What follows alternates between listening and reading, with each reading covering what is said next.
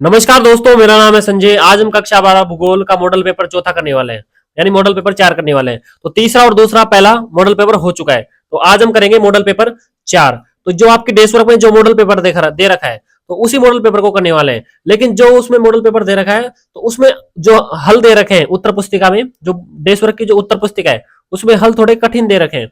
तो हम जितने भी उत्तर है उनको सभी को सरल बना के बिल्कुल सरल माध्यम से पढ़ेंगे। तो चलिए वीडियो को शुरू करते हैं। यदि आप चैनल पर नए हैं तो चैनल को सब्सक्राइब कर दीजिए और वीडियो को लाइक कर दीजिए, जिससे आने वाली वीडियो की नोटिफिकेशन आपको मिलती रहे।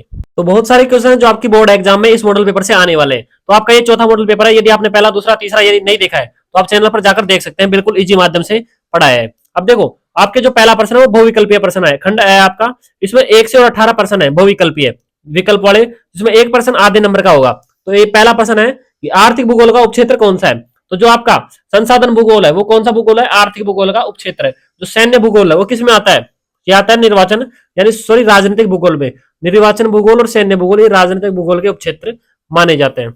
अब देखो, चिकित्सा भूगोल और लिंग भूगोल सामाजिक भूगोल के उपक्षेत्र है। अब देखो अगला है कि आपका रुको और जाओ निश्चयवाद संकल्पना के प्रतिपादक कौन है, या फिर नवनिश्चयवाद के प्रतिपादक कौन है। तो इसके प्रतिपादक है ग्रिफिथ टेलर। इस प्रश्न का सही उत्तर रहेगा। विश्व की सर्वाधिक जनसंख्या वाला देश कौन सा है। तो जो विश्व का सर्वाधिक जनसंख्या वाला देश है वो कौन सा है, चीन। अब यदि आपसे पूछे वर्तमान में विश्व का सर्वाधिक जनसंख्या वाला देश कौन सा है, तो वो है भारत। लेकिन इसमें वर्तमान नहीं दे रखा, इसमें केवल दे रखा है विश्व की सर्वाधिक जनसंख्या वाला देश, तो यह चीन। किस विद्वान ने कहा था कि लोगों की संख्या खाद्य आपूर्ति की अपेक्षा अधिक तीव्र गति से बढ़ेगी। तो ये किसने कहा था, ये कहा था माल्थस ने। अब आपका अगला प्रश्न पांचवा है कि अंतरराष्ट्रीय श्रम संगठन यानी आईएलओ, इंटरनेशनल लेबर ऑर्गेनाइजेशन, मानव विकास के किस उपागम को प्रस्तावित किया। तो जो इसने किस मानव विकास के उपागम को प्रस्तावित किया, तो ये किया था आधारभूत आवश्यकता उपागम को। आप याद कर लीजिए इनको। आपका अगला प्रश्न है छठा कि रूस में सामूहिक कृषि को किस नाम से जाना जाता है। तो जो रूस में सामूहिक कृषि उसको खोलखोज के नाम से जाना जाता है। और अगला आपका है कि सातवां, निम्न में से कौन सा उद्योग वनों पर आधारित उद्योग की श्रेणी में नहीं आता है। देखो, रबड़ उद्योग है, ये भी वनों से ही प्राप्त होता है। कागज उद्योग भी वृक्षों से प्राप्त होता है। फर्नीचर उद्योग भी वृक्षों से चलाया जाता है। लेकिन जो लाख उद्योग है ये वृक्षों से प्राप्त नहीं होता है। तो इसका सही उत्तर रहेगा लाख उद्योग। वनों पर आधारित उद्योग इस श्रेणी में नहीं आता, ये तो ये नहीं आता, लाख उद्योग नहीं आता जो चूड़ी उड़ी बनाई जाती है। निम्नलिखित क्रियाकलापों में से कौन सा एक द्वितीय सेक्टर से क्रियाकलाप नहीं है, द्वितीय सेक्टर का क्रियाकलाप नहीं है। तो देखो इस बात पर अगलम, ये भी द्वितीय सेक्टर का है। वस्त्र निर्माण भी द्वितीय सेक्टर में आता है। टोकरी बुनना ये भी द्वितीय सेक्टर में आता है। लेकिन जो मछली पकड़ना है, मछली पकड़ना किस में आता है, ये आता है प्राथमिक क्रियाकलाप में। तो इस प्रश्न का सही उत्तर रहेगा मछली पकड़ना। स्वेज नहर जिन सागरों को जोड़ती है वे, तो भूमध्य सागर तथा लाल सागर, ये इस प्रश्न का सही उत्तर रहेगा। कोची तथा कारवाड़ भारत के किस प्रकार के पत्रों का उदाहरण है। तो जो कोची और कारवाड़ है, मोस्ट इंपोर्टेंट प्रश्न है ये। कोची और कारवाड़ नौसेना पतन के उदाहरण है। ये आपको रिक्त स्थान में पूछ सकता है 2026 बोर्ड एग्जाम में। आपका अगला प्रश्न है 11वां की अबादान है, तो ये किस प्रकार का पतन है। तो एक तेल शोधक पतन है, मोस्ट इंपोर्टेंट है ये तेल शोधक पतन। जो आपके मॉडल पेपर में आते हैं वो सभी मोस्ट प्रश्न आते हैं। भारत में किस भाषा को बोलने वालों का प्रतिशत सर्वाधिक है, यानी भारत में किस भाषा के बोलने वाले सर्वाधिक लोग रहते हैं। तो ये हिंदी भाषा को बोलने वाले। भारत में सर्वाधिक जनसंख्या वाला राज्य कौन सा है। तो भारत में सर्वाधिक जनसंख्या वाला राज्य कौन सा है, यूपी यानी कि उत्तर प्रदेश। और सर्वाधिक जनसंख्या घनत्व वाला राज्य कौन सा है, वो है बिहार। और सबसे कम जनसंख्या घनत्व वाला राज्य कौन सा है, तो वो है अरुणाचल प्रदेश। और एक और है कि सबसे कम जनसंख्या वाला राज्य कौन सा है, तो वो है सिक्किम राज्य। तो ये आपका सही उत्तर रहेगा। बिहार का जनसंख्या घनत्व पूछे तो यह 1106 व्यक्ति प्रति वर्ग किलोमीटर। और भारत में सर्वाधिक साक्षरता दर वाला राज्य कौन सा है, केरल। भारत में खनन नगर के रूप में विकसित नगर नहीं है, यानी भारत में खनन नगर के रूप में विकसित नगर, यानी खनन नगर कौन सा नहीं है इनमें से, ये पूछ रहा है ये। तो देखो, रानीगंज भी एक खनन नगर है, झरिया भी एक खनन नगर है, डिगबोई भी एक खनन नगर है। लेकिन जो श्रीनगर है ये खनन नगर नहीं है। तो इस प्रश्न का सही उत्तर रहेगा श्रीनगर। अब आपका 15वां प्रश्न है कि भारत के आयात संगठन में सर्वाधिक योगदान रहता है, यानी आयात का मतलब होता है किसी भी सामान को मंगाना, यह होता है आयात। और जो निर्यात होता है वो है भेजना। तो जो आयात होता है, भारत में सर्वाधिक आयात किसका होता है, ईंधन और पेट्रोलियम, यानी भारत में पेट्रोलियम कोयला ईंधन की क्या है, कमी है। उत्तर दक्षिण गलियारा यानी उत्तर दक्षिण गलियारा किन दो अंतिम शहरों को जोड़ता है। उत्तर में तो कौन है, श्रीनगर, और दक्षिण में कौन है, कन्याकुमारी। तो इस प्रश्न का सही उत्तर रहेगा श्रीनगर और कन्याकुमारी। आपका अगला प्रश्न है कि निम्न में से कौन सा तृतीय क्रियाकलाप से संबंधित नहीं है, यानी तृतीय क्रियाकलाप नहीं है। तो देखो, अध्यापक भी सेवा सेक्टर में आता है। सेवा सेक्टर मतलब तृतीय क्रियाकलाप। वकील भी तृतीय क्रियाकलाप में आता है और डॉक्टर भी। लेकिन जो किसान है ये प्राथमिक क्रियाकलाप में आता है। तो इस प्रश्न का सही उत्तर रहेगा किसान। धरातलीय जल में उर्वरक किस मात्रा को बढ़ा देते हैं। तो धरातलीय जल में जो उर्वरक होते हैं, जो रासायनिक, तो इसे नाइट्रेट की मात्रा को बढ़ा देते हैं। अब आपके रिक्त स्थान आ जाएंगे, दूसरा प्रश्न रिक्त स्थान वाला, जो पहला प्रश्न था वो भूविकल्प प्रश्न था। तो आपके रिक्त स्थान आएंगे 10 रिक्त स्थान आएंगे, जो एक रिक्त स्थान होगा आपका आधे नंबर का होगा। अब देखो, आमूलवादी विचारधारा को रेडिकल विचारधारा के नाम से जाना जाता है। तो आमूलवादी रेडिकल विचारधारा में निर्धनता के कारण, बंधन और सामाजिक असमानता की व्याख्या के हेतु मार्क्स के सिद्धांत का प्रयोग हुआ है। मोस्ट इंपोर्टेंट है, मार्क्स के सिद्धांत का प्रयोग हुआ है। अब देखो, प्रवासी जो एक स्थान से बाहर चले जाते हैं वो क्या कहलाते हैं? उत्प्रवासी। उत्प्रवासी कहलाते हैं। अब देखो, इसको ऐसे समझो, जैसे भारत है, अब भारत में से कोई दूसरा देश है अमेरिका, अब भारत में से यदि कोई व्यक्ति अमेरिका जाएगा तो अमेरिका वाले लोगों के लिए तो रहेगा अप्रवासी, और भारत वाले लोगों के लिए व्यक्ति क्या रहेगा? उत्प्रवासी। तो ये होता है प्रवासी। प्रवासी स्थाई, यानी प्रवास स्थाई, सॉरी प्रवासी नहीं है ये, प्रवास है, सॉरी प्रवास स्थाई अस्थाई, और क्या हो सकता है? मौसमी हो सकता है, मौसम के अनुसार भी प्रवास हो सकता है। प्रोफेसर अमर्त्य सेन ने मानव विकास के किस उपागम को अवधारणा प्रस्तुत की थी? तो ये की थी क्षमता उपागम। क्षमता उपागम। सार्वजनिक क्षेत्र के उद्योग सरकार के अधीन होते हैं, सरकार के अधीन होते हैं।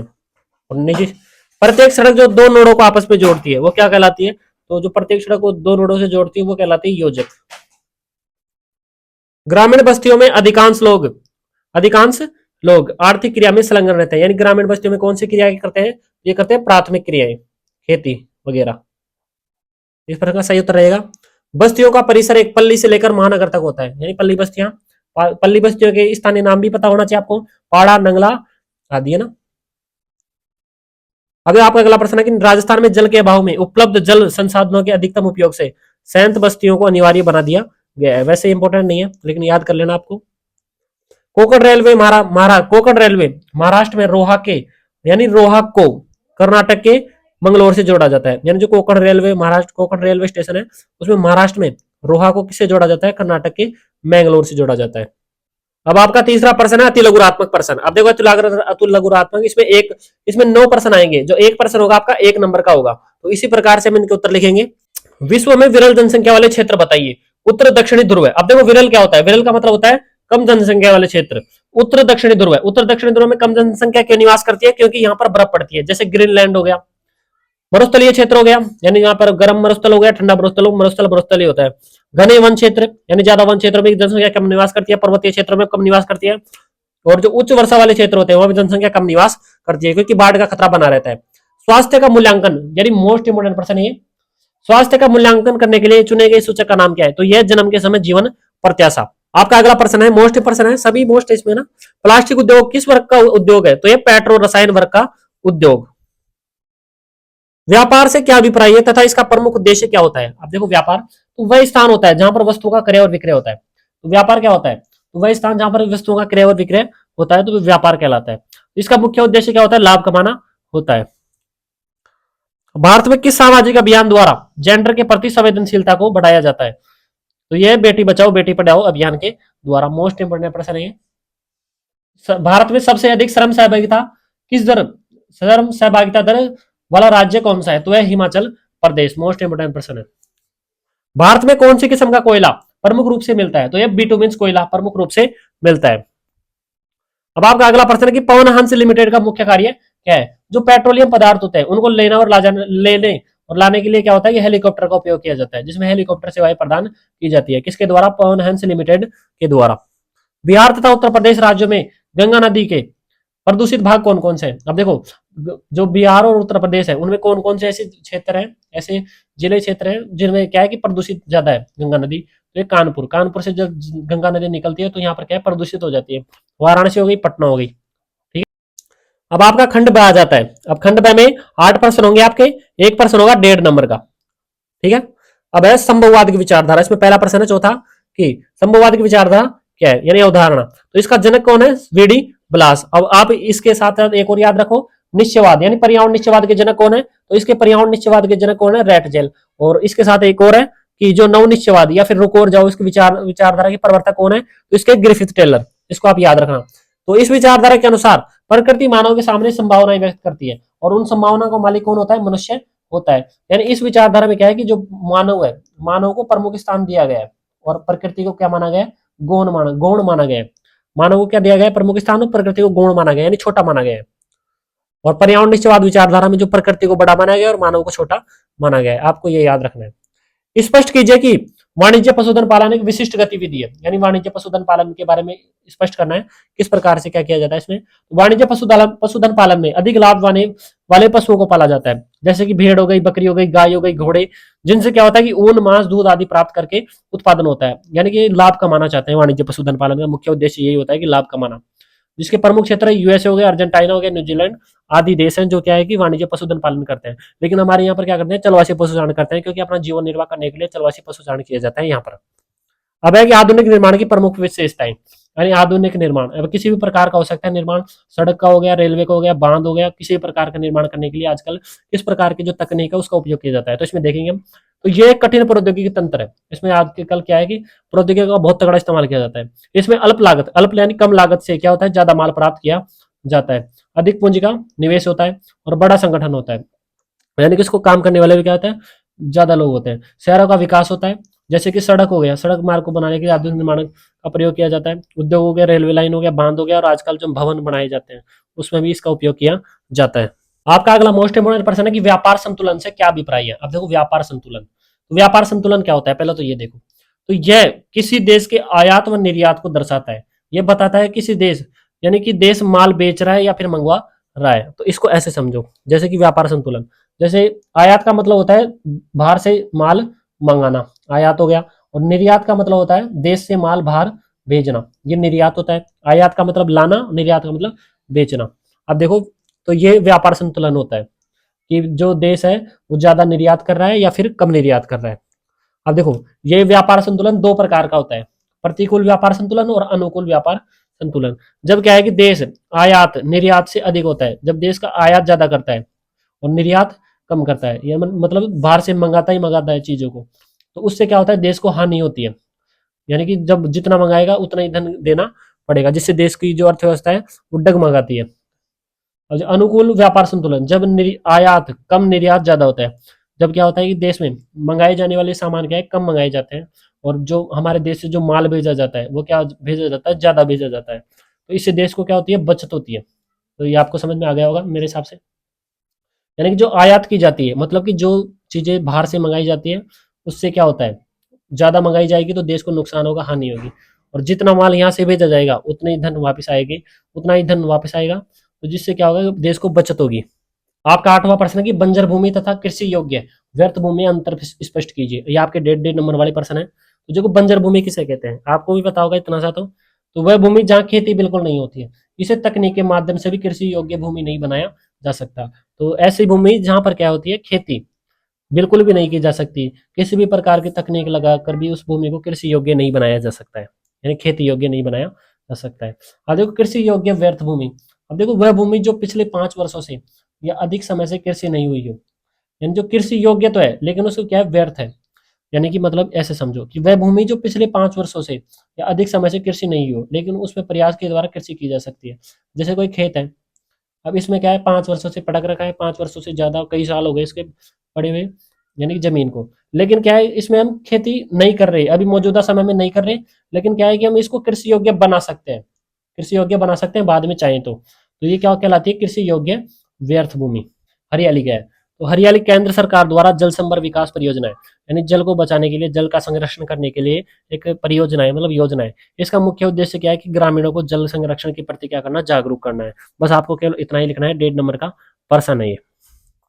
आपका 10वां प्रश्न है कि भारत के अंतरराष्ट्रीय व्यापार में समुद्री पतन की भूमिका पर संक्षेप में लिखो। अब आप चाहे इन प्रश्नों के उत्तरों को डेस्क वर्क में देख सकते हो। यदि यदि ये यदि इन प्रश्नों का मैंने जो दे रखे हैं, इन प्रश्नों का उत्तर सरल है और उन प्रश्नों का उत्तर क्या है? हार्ड है। इनमें से आपको सभी क्वेश्चन आपको समझ में आ जाएंगे उनके उत्तर, और उसके थोड़ा समझ से बाहर है। मतलब भारत का अधिकांश विदेशी व्यापार समुद्री मार्ग से होता है। अब देखो, अंतरराष्ट्रीय व्यापार में पतन पतन मतलब जो बंदरगाह होते हैं उनकी क्या भूमिका होती है, ये पूछ रहा है प्रश्न। तो भारत का अधिकांश विदेशी व्यापार समुद्री मार्ग से होता है, जो कि पत्रों के माध्यम से आयात व निर्यात होता है, दोनों होता है, इसलिए पतन व्यापार में महत्वपूर्ण भूमिका निभाते हैं। अब पतन क्या होता है? जैसे कि ये जगह मान लो, तो यहाँ पर क्या है? और ये भूमि है, ये क्या है? भूमि है, और यहाँ पर क्या है? और फिर और ये पतन है, मतलब यहाँ पर मालों को रखा जाता है। जैसे इस देश को, ये देश है तो ये देश यहाँ पर माल रख के अपना माल रख देगा, और और दूसरे देश में यदि भेजना है तो नाव के माध्यम से, जल के माध्यम से दूसरे देश में आसानी से भेजा जा सकता है। तो इस प्रकार से ये पतन होते हैं। तो इसी के माध्यम से तो आएंगे और इसी के माध्यम से वापस जाएंगे, यानी नावों के द्वारा, जहाज के द्वारा। तो ये पतन महत्वपूर्ण भूमिका निभाते हैं, यानी बंदरगाह। इन्हें अंतर्राष्ट्रीय व्यापार का प्रवेश द्वार भी कहा जाता है। आपका 11वां प्रश्न है कि धारावी गंदी बस्ती के कोई 3 लक्षण बताइए। अब जो धारावी गंदी बस्ती है ये मुंबई में, एक मुंबई में गंदी बस्ती है, वो धारावी बस्ती कहा जाता है उसे। अब इसके जो गंदी बस्ती के 3 लक्षण क्या क्या है, तो धारावी बस्ती मुंबई में है जहां पर कम जगह पर बहुत ज्यादा लोग रहते हैं। जब कम जगह पर बहुत ज्यादा लोग रहते हैं तो वहां पर गंदगी का माहौल बना रहता है, आपको भी पता है। साफ सफाई की कमी होती है और पानी और शौचालय की कमी होती है। 3 लक्षण पूछे हैं, 1.5 नंबर का प्रश्न है, तो इसका इतना उत्तर सीमित रहेगा। अब हमने खंड ब को पूरा कर लिया, अब आ जाता है खंड स। अब देखो, जो खंड स है आपके 3 प्रश्न आएंगे इसमें, जो एक 3 प्रश्न होंगे, और जो 1 प्रश्न होगा आपका उसमें 3 नंबर का प्रश्न होगा। यानी 3 प्रश्न होंगे, 1 प्रश्न 3 नंबर का होगा, और प्लस में अथवा भी दिया होगा आपको, यानी अथवा में प्रश्न आएंगे इसमें। यानी आपको 1 प्रश्न का उत्तर नहीं आता है तो आप दूसरे प्रश्न का उत्तर दे सकते हो। तो भारत में चिकित्सा पर्यटन को बढ़ाने के लिए क्या प्रयास किए जाने चाहिए, यानी जो चिकित्सा, आपको बताऊंगा मैं भी। और इसके अथवा में प्रश्न दे रखा है, फुटकर व्यापार का विश्लेषण कीजिए, यानी फुटकर व्यापार को विस्तार पूर्वक समझाना है, आपका 3 नंबर का प्रश्न है। अब देखो, भारत में चिकित्सा पर्यटन को बढ़ाने के प्रयास। अब देखो, पर्यटन, चिकित्सा पर्यटन मतलब कोई, यदि कोई बाहर से कोई देशी, कोई विदेशी क्या है कि बीमार हो जाता है और उसको भारत में बुलाने के लिए किस प्रकार से प्रयास किए जाए, तो ये होता है चिकित्सा पर्यटन। आ गया समझ में, यानी बाहर विदेश में कोई बीमार हो गया और यदि वो भारत में क्या है कि पर्यटन मतलब भारत में अपने इलाज के लिए आना चाहता है, तो ये किस प्रकार से प्रयास किए जाए कि वो चिकित्सक, मतलब जो विदेशी जो मरीज है वो भारत में आ सके और उनका इलाज हमारे यहाँ कर सके। तो भारत में चिकित्सा पर्यटन को बढ़ाने के प्रयास। भारत में चिकित्सा पर्यटन को बढ़ाने के लिए कई सरल और जरूरी काम किए जा सकते हैं। सबसे पहले अस्पतालों में क्या हो, अच्छा और सस्ता इलाज होना चाहिए, जिससे क्या है कि लोग अपने इन देश की ओर क्या हो, आकर्षित हो। अस्पताल हमेशा साफ रहे, अस्पताल हमेशा साफ रहना चाहिए ताकि लोगों का मन आने को करे। यदि कोई आ जाता है, मतलब पहले आया हुआ है, तो वो वहां पर जाके क्या करेगा, बुराई करेगा, भाई भारत में वैसे वैसे गंदगी फैल रखी है, अस्पतालों में सफाई नहीं है और सुख सुविधाएं नहीं है कुछ भी। आधुनिक मशीनें होनी चाहिए, आधुनिक मशीनें होनी चाहिए चेक करने के लिए। विदेश से आने वाली मरीजों को आसान वीजा मिलना चाहिए, यानी उनको वीजा भी आसानी से मिल जाना चाहिए, ताकि उनको आने में क्या हो, कोई परेशानी नहीं हो, ताकि उन्हें परेशानी ना हो। इलाज से जुड़ी सारी जानकारी क्या होगी, इंटरनेट पे उपलब्ध हो। यानी आप उनको कोई भी इलाज करवाना है तो उसकी जानकारी पहले इंटरनेट पे उपलब्ध होनी चाहिए कि किस प्रकार से इलाज किया जाएगा और क्या क्या प्रोसेसिंग होगी, क्या क्या प्रोसेस होगा। हवाई अड्डों पर मदद केंद्र बनाए जाए रहने के साथ साथ, यानी हवाई अड्डों पर जो कुछ जो अस्पताल के जो वो नर्स वगैरह है उन्हें रखा जाना चाहिए, ताकि जो बाहर से जो पर्यटक जो इलाज के लिए जो लोग आते हैं उनकी क्या है, मदद की जा सके, उनके चेयर वेयर पे बैठाने के लिए। वैसे ऐसे लोग आते हैं तो रहने के साथ साथ खाने और घूमने की अच्छी सुविधा होनी चाहिए। यानी यहाँ पर यदि आते हैं तो उनके रहने खाने पीने सभी की अच्छी सुविधा होनी चाहिए। इससे भारत में चिकित्सा पर्यटन क्या है, तेजी से बढ़ेगा। तो ये आपका प्रश्न तीसरे का उत्तर हो जाएगा। तो आप यहाँ देख सकते हो, बिल्कुल सरल और सहज दिया गया है। ये रहा आपका अथवा वाले प्रश्न का उत्तर कि फुटकर व्यापार किसे कहते हैं, तो वह व्यापार जिसमें वस्तुएं अंतिम रूप से ग्राहक के पास जाती है। तो वह व्यापार हमारी रोजाना की जरूरतों से जुड़ा होता है, यानी यह व्यापार हमारी रोजाना की जरूरतों से जुड़ा होता है। इसमें खाने पीने की चीजें, अनाज, दाल, तेल, सब्जी, फल आदि बेची जाती है। अब देखो, मैंने यदि आपने पहले की वीडियो नहीं देखी है तो आपको फुटकर व्यापार और थोक व्यापार के बारे में पता नहीं होगा। अब देखो, जैसे एक तो होता है फुटकर व्यापार और एक थोक व्यापार, भी बता देता हूँ आपको मैं। जैसे ये समझ लो फुटकर व्यापार है और ये थोक व्यापार। अब फुटकर व्यापार में क्या क्या होता है, जैसे हमारे यहाँ पर जो दुकानें होती हैं, तो उन दुकानों में से माल लेकर आते हैं, रोजाना खाने पाने की चीजें, रोजाना जरूरतों से जुड़ा सभी सामान लेकर आते हैं। तो ये क्या होता है, फुटकर व्यापारी होते हैं ये।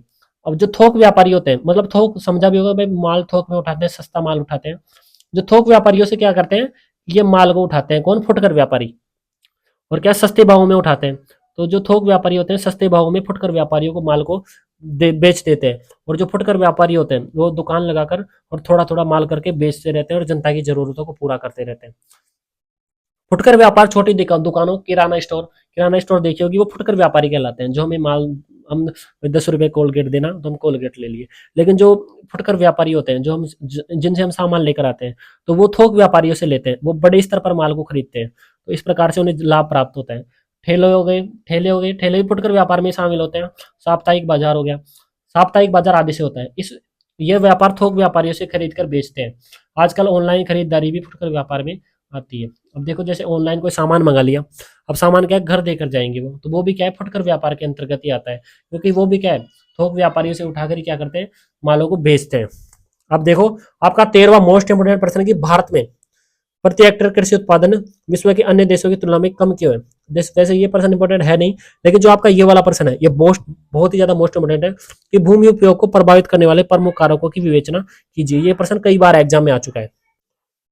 भारत में भूमि उपयोग को प्रभावित करने वाले कारक कौन कौन से हैं। अब देखो अर्थव्यवस्था यानी भूमि का उपयोग किस प्रकार से हो रहा है इसमें ये बताना है, आप कंफ्यूज मत हो। भूगोल एक ऐसे विषय है जिसमें रटना नहीं पड़ता, इसमें क्या है कि समझना पड़ता है, समझोगे तभी समझ में आएगा ये। इसलिए आप वीडियो को एक बार दो बार तीन बार कितनी बार देखो, लेकिन इसको समझो। देश की अर्थव्यवस्था जितनी बड़ी होती है भूमि की मांग उतनी ही बढ़ती है, यानी देश की अर्थव्यवस्था जितनी बड़ी होगी भूमि की मांग भी उतनी बड़ी होगी। देश में चाहे जनसंख्या हो या फिर उद्योग धंधे हो, जितनी बड़ी क्या है कि वहां पर जितनी ज्यादा जरूरत होगी उतनी ज्यादा क्या होगी भूमि की जरूरत होगी। बड़े कारखाने होंगे, सड़कें होंगी, मकान होंगे, जितनी जनसंख्या होगी उतने मकान होंगे, जितनी जनसंख्या होगी जितने कारखाने होंगे, जितनी आवश्यकता होगी तो जितने कारखाने बनाए जाएंगे, बाजार होंगे और कार्यालय बनाने के लिए क्या है जमीन चाहिए, यानी कि भूमि का उपयोग करना, भूमि उपयोग भूमि का उपयोग करना पड़ता है। किसके लिए, बाजार हो गया, मकान हो गया, कार्यालय बनाने के लिए, सबके लिए भूमि का उपयोग होता है। इससे क्या है कि कृषि भूमि घटती जा रही है, इससे क्या है कृषि भूमि को घटती जा रही है। इस प्रकार से अर्थव्यवस्था का आकार भी भू उपयोग को प्रभावित करता है। ये आपका हो गया, यानी कि जैसे जैसे ये उद्योग धंधे बढ़ेंगे इस प्रकार से क्या है कि कृषि भूमि में भी क्या आती जाएगी कमी आती जाएगी। और अर्थव्यवस्था जो भारत की अधिकांश अर्थव्यवस्था है कृषि पर आधारित है, भारत एक कृषि प्रधान देश माना जाता है। और अर्थव्यवस्था की संरचना, अब संरचना का मतलब होता है बनावट, जैसे हमारा शरीर क्या है हड्डियों से बना हुआ है, तो उसी प्रकार से क्या है कि हमें जीवन जीने के लिए हमारी अर्थव्यवस्था चलाने के लिए क्या है कृषि जरूरी है, क्योंकि कृषि से अनाज प्राप्त होता है और अनाज हम खाते हैं और अनाज से हमारी जो जीवन का निर्वाह होता रहता है। अगर देश की अर्थव्यवस्था कृषि पर आधारित है तो ज्यादा भूमि खेती में उपयोग होती है। तो ये बात तो बिल्कुल सही है, तो ज्यादा भूमि खेती में उपयोग होगी क्योंकि जनसंख्या भी उतनी ज्यादा है। लेकिन जब उद्योग और सेवा क्षेत्र बढ़ते हैं, जितने उद्योग बढ़ेंगे तो उतनी जगह रुकेगी। अब उद्योग छोटी मोटी जगहों में तो बनते नहीं है, 50 गज में बना दिया, उद्योग कई बीघों में बनते हैं।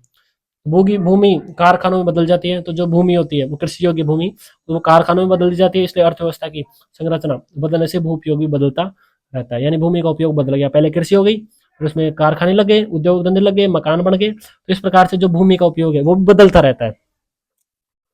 कृषि भूमि पर बढ़ता दबाव, अब देखो जनसंख्या बढ़ने से भोजन की मांग बढ़ती जा रही है, लेकिन खेती की भूमि सीमित है, खेती करने की भूमि क्या है सीमित है, लेकिन जनसंख्या बढ़ने से भोजन की मांग तो लगातार बढ़ रही है। तो इसी कारण एक ही जमीन पर बार बार खेती की जाती है।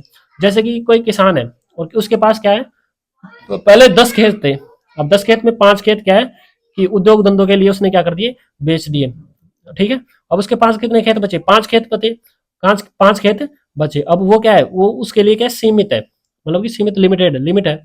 तो इसी कारण जमीन पर बार बार तो वो क्या करेगा पहले 10 खेतों में बो देता था, वैसे 5 खेतों में बो लिया और उसकी जरूरतें पूरी हो गई, है ना। और 5 खेतों को क्या है खाली छोड़ दिया ताकि वो और उपजाऊ बन सके, भूमि पड़ी पड़ी भी उपजाऊ बन जाती है। ये मेरा मानना है, मेरा क्या मानना है भूगोल का मानना है। इससे भूमि पर दबाव बढ़ता है, भूमि की गुणवत्ता में क्या आ जाती है कमी आ जाती है। यदि बार बार खेती में बार बार क्या है कि खेत में खेती की जाती है यानी कृषि की जाती है, तो वो उसकी भूमि की जो उपजाऊ क्षमता है वो कम कम हो जाती है। तो इस प्रकार से कृषि भूमि पर बढ़ता दबाव ये आपका भारत में भू उपयोग को प्रभावित करने वाले कारक हो जाते हैं। अब देखो आपको एक चीज और याद रखनी है, ये प्रश्न है 3-3 नंबर वाले प्रश्न है। यदि 4 नंबर के प्रश्न है तो आपको इसको विस्तार से लिखना है पूरी तरह। अब देखो जो 3 नंबर वाले प्रश्न होते हैं इसमें शब्द सीमा दे रखी है 100 शब्दों की, यानी 100 शब्द के अंदर ही उत्तर को लिखना पड़ेगा इसमें। अब देखो इसमें 14 प्रश्न है कि भारत में पाए जाने वाले निम्न खनिजों पर टिप्पणी लिखिए।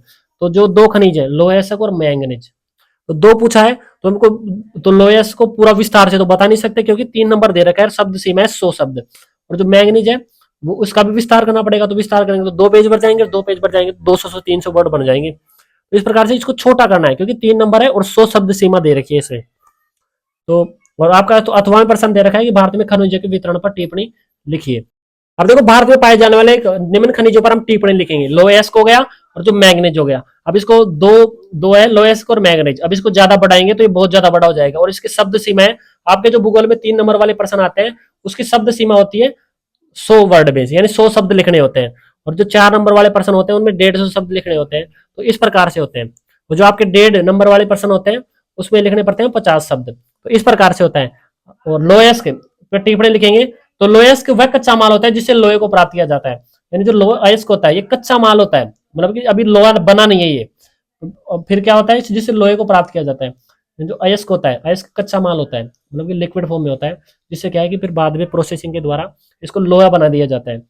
लोहा अयस्क से बना लोहा मशीनें, औजार, रेल, पटरियों, पुल, वाहन आदि में उपयोग होता है, आदि में उपयोग किया जाता है। और भारत में लोहा अयस्क के प्रमुख प्रकार बहुत इंपॉर्टेंट है, ये मोस्ट है, मोस्ट बिल्कुल मोस्ट।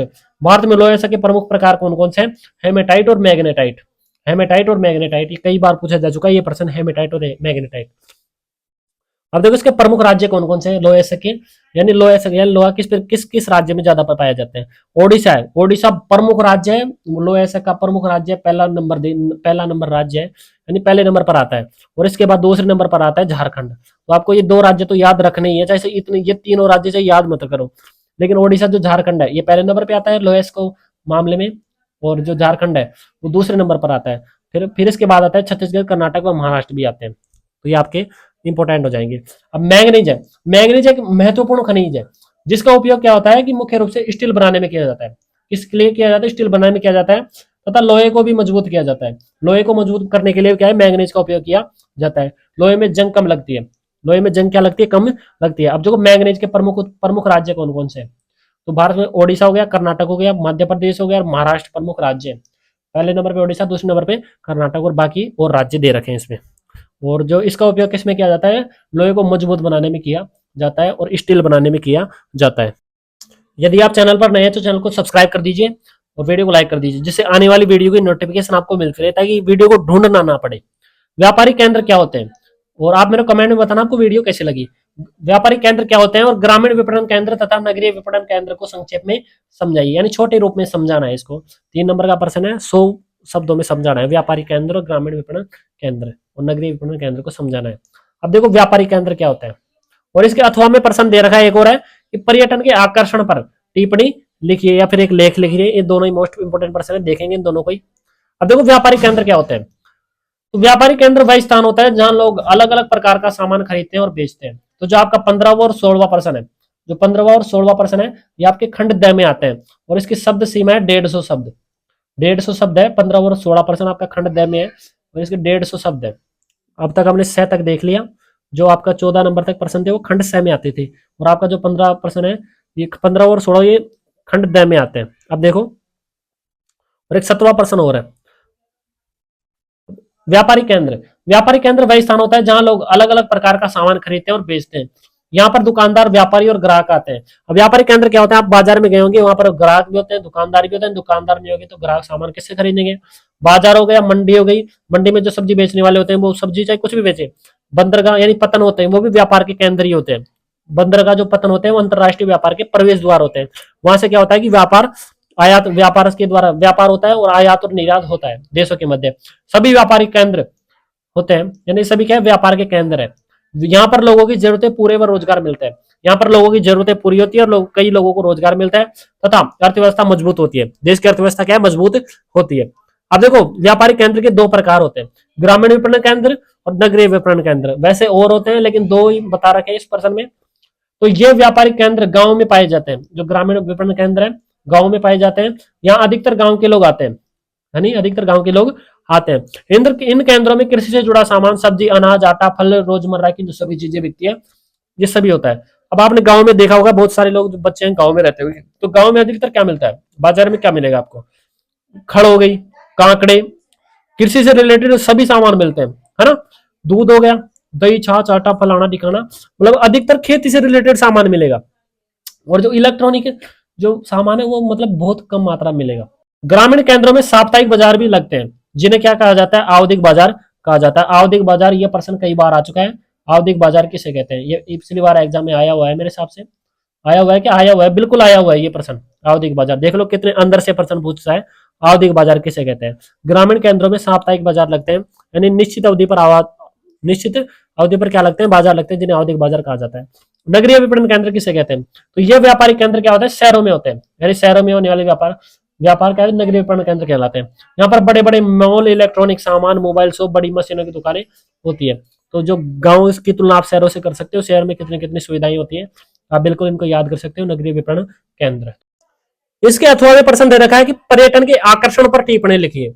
अब देखो इसको बिल्कुल इजी तरीके से समझाऊंगा आपको, बिल्कुल मक्खन। पर्यटन, अब देखो पहले तो जानेंगे पर्यटन क्या होता है। तो जो जो चीज इंसान को घर से बाहर घूमने के लिए मजबूर कर देती है, तो उसे क्या कहते हैं, पर्यटन का आकर्षण कहते हैं। अब देखो पर्यटन मतलब जो पर्यटक होते हैं, जैसे कि बाहर से जो अंग्रेज होते हैं, अंग्रेज भानगढ़ में घूमने आए, तो जो हमारे देश के लिए क्या है, वो पर्यटक कहलाएंगे, वो पर्यटक कहेंगे उनको हम। उससे देश को क्या है, अर्थव्यवस्था क्या होती है, मजबूत होती है, धन की प्राप्ति होती है। अब देखो, तो यही क्या कहलाते हैं, पर्यटक कहलाते हैं। अब पर्यटन को प्रभावित करने वाले कारक कौन कौन से हैं, यानी कि किस प्रकार से लोग घूमना पसंद करते हैं, यानी उनको किस प्रकार किस जगह जाना पसंद करेंगे। अब देखो पहले पहला कारक है जलवायु, यानी किस प्रकार से प्रभावित होंगे वो। तो किसी स्थान की जलवायु पर्यटकों को बहुत प्रभावित करती है। पर्यटक समकारी जलवायु वाले क्षेत्रों में अधिक घूमना पसंद करते हैं, यानी जो घूमने वाले लोग होते हैं। जैसे हमारे ऊपर ले लो, हम क्या है, हम जलती जलती धूप के अंदर मरुस्थल में थोड़ी जाएंगे घूमने के अंदर। हम क्या करेंगे, समकारी जलवायु, ठंडी, आहा, ठंडी जलवायु में जाएंगे, जलवायु वाले क्षेत्र में जाएंगे, जैसे गोवा का बीच हो गया, उस पर खड़े होकर ठंडी ठंडी हवाएं लेंगे। तो ये क्या होता है कि समकारी जलवायु, यानी जहां पर न तो गर्मी पड़े और ना सर्दी पड़े, तो इस प्रकार की जलवायु वाले क्षेत्र में घूमना लोग ज्यादा पसंद करते हैं। अगला टॉपिक है भूदृश्य। भूदृश्य का मतलब होता है भूमि का आकार। तो भूदृश्य का मतलब है जमीन का रूप, यानी जमीन किस प्रकार की है। तो जैसे पहाड़ है, समुद्र है, तट, नदियां, झीलें और जंगल पर्यटकों को अपनी ओर खींचते हैं, यानी जो घूमने वाले लोग होते हैं उनको अपनी ओर खींचते हैं। जैसे भानगढ़ मान लो, भानगढ़ क्या है, पुराना किला भानगढ़। जैसे भानगढ़ मत मानो, जैसे किसी भी झील को मान लो, तालाब को मान लो, पहाड़ को मान लो, तो ये क्या होता है कि बनावट होती है, जमीन की बनावट होती है। तो इस प्रकार से इन जगहों को देखना भी क्या है कि लोग ज्यादा पसंद करते हैं। जैसे कि इतिहास हो गया, इतिहास किसी क्षेत्र का इतिहास भी उस क्षेत्र की विशेष पहचान होती है। तो किसी क्षेत्र का इतिहास भी लोगों को खींचने का केंद्र बन जाता है। जैसे कि किले हो गए, भानगढ़ का किला मान लो, वहां पर लोग ज्यादा जाना पसंद करते हैं। महल हो गए, पुरानी महल, कुछ भूतिया जगह हो गई, तो ये क्या है कि लोगों को आकर्षण का केंद्र बन जाती है। भूतिया जगह मतलब हॉन्टेड पैलेस होते हैं बहुत सारे।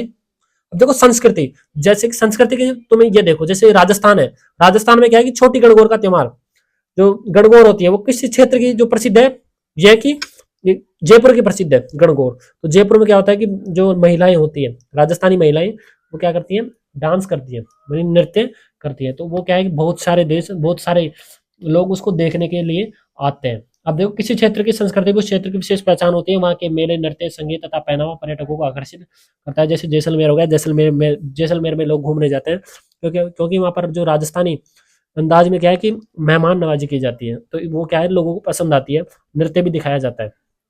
अब देखो सुविधाएं, अच्छी सुविधाएं भी पर्यटकों को बढ़ावा देती है। अच्छे होटल हो गए, परिवहन, भोजन, सुरक्षा, रहन सहन, कुछ सुविधाएं भी क्या है कि पर्यटकों को अपने देश में आने के लिए आकर्षित करती है, हमें भी आकर्षित करती है। और जो बाहर से देश, हम यदि किसी देश में जाएंगे तो हम क्या देखेंगे, इन चीजों को तो देखेंगे। यदि घूमने जा रहे हैं तो घूमने जा रहे हैं तो गंदी बस्तियों में तो जाएंगे नहीं घूमने, इन इन प्रकार की सुविधाओं में क्या करेंगे, देखेंगे।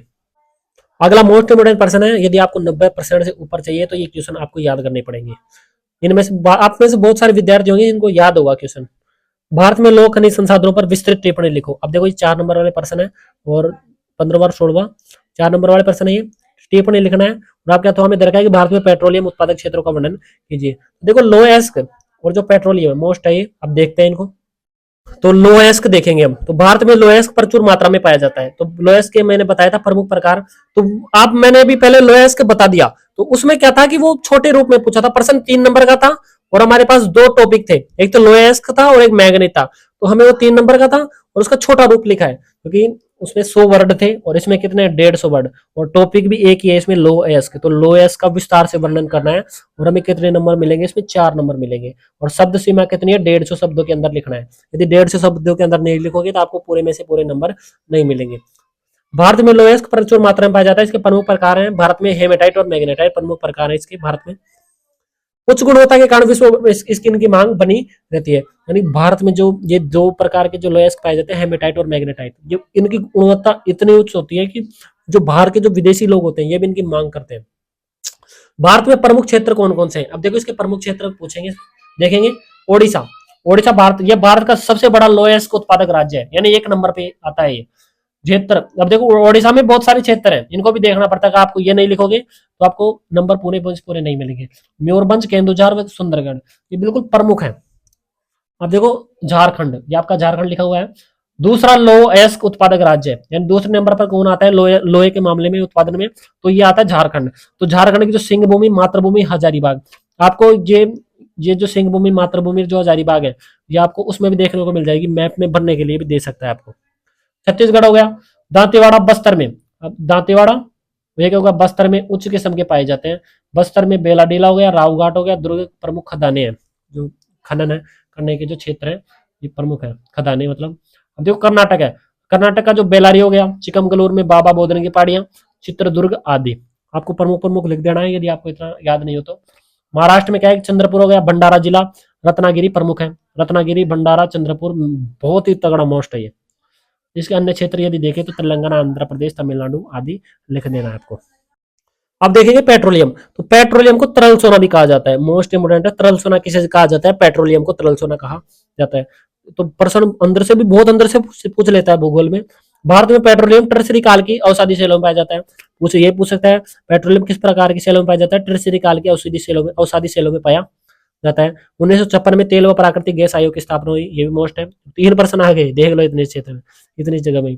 अब देखो इसके प्रमुख क्षेत्र देखिए पेट्रोलियम के, तो देखो असम हो गया, तो डिगबोई, नाहरकटिया, मोरान प्रमुख है। तो असम के प्रमुख क्षेत्र कौन, असम में भी असम के अंदर ये क्षेत्र है, डिगबोई हो गया, नाहरकटिया, मोरान, ये क्या है, इनमें पेट्रोल निकाला जाता है प्रमुख रूप से। गुजरात हो गया, गुजरात की कच्ची खाड़ियों में हो गया, अंकलेश्वर हो गया, कालोल, महसाणा, नवागाम प्रमुख है। मुंबई हाई, यह क्षेत्र मुंबई नगर से 160 किलोमीटर दूर, जैसे ये भारत है तो भारत में ये मुंबई यहाँ पर है, तो इससे 160 किलोमीटर दूर पानी की गहराई में क्या है, समुद्र में स्थित है। तो यहाँ पर क्या निकाला जाता है, तेल निकाला जाता है। इसे 1973 में खोजा गया और 1976 में क्या है, प्रारंभ हुआ। और अन्य यदि देखें पेट्रोलियम के क्षेत्र, कृष्णा गोदावरी बेसिन, ये क्या है, ये कृष्णा गोदावरी बेसिन आंध्र प्रदेश में, और तमिलनाडु में क्या है, कावेरी बेसिन है, कावेरी बेसिन है तमिलनाडु में, जो कृष्णा गोदावरी बेसिन है ये आंध्र प्रदेश में। ये पेट्रोलियम उत्पादक के प्रमुख क्षेत्र है, इससे सरल आपको कहीं भी नहीं मिलेगा। यह है आपका 17वां प्रश्न, दिए गए विश्व के रेखा मानचित्र में निम्नलिखित नगरों को दर्शाइए। टोरंटो हो गया, तिब्बत हो गया, संघाई हो गया और सोटियांग हो गया। अब ये आपका 2 नंबर का प्रश्न है, तो इसको देख लेते हैं। ये आपका वर्ल्ड मैप है और टोरंटो आप यहाँ देख सकते हो, टोरंटो ये रहा, और फिर इसमें दे रखा है तिब्बत, तिब्बत आपका ये रहा। अब चीन के अंडर में तिब्बत, ये आपका संघाई हो गया, और ये आपका सोटियांग हो, आप यहाँ देख सकते हो दक्षिण अमेरिका महाद्वीप में। और ये चारों लोकेशंस आपको पता है। 2 नंबर का प्रश्न है ये आपका। 18वां प्रश्न है कि भारत के रेखा मानचित्र में निम्नलिखित तांबा उत्पादक क्षेत्र को अंकित कीजिए। तो आपका हजारीबाग हो गया, खेतड़ी हो गया, बालघाट हो गया, कटनी, बालघाट हो गया और कटनी। ये रहा आपका राजस्थान में खेतड़ी हो गया, ये आपका हजारीबाग हो गया झारखंड में, ये आपका मध्य प्रदेश में हो गया, ये तो कटनी हो गया, और ये हो गया आपका बालघाट, और ये आपका हजारीबाग झारखंड में है ही, खेतड़ी राजस्थान में। ये सभी मोस्ट लोकेशन है। यदि आपको वीडियो पसंद आई है तो वीडियो को लाइक कीजिए, चैनल को सब्सक्राइब कीजिए, जिससे आने वाली वीडियो की नोटिफिकेशन आपको मिलती रहे। यदि आपने मेरे चैनल पर और मॉडल पेपर नहीं देखे हैं तो वहां जाकर देख सकते हो।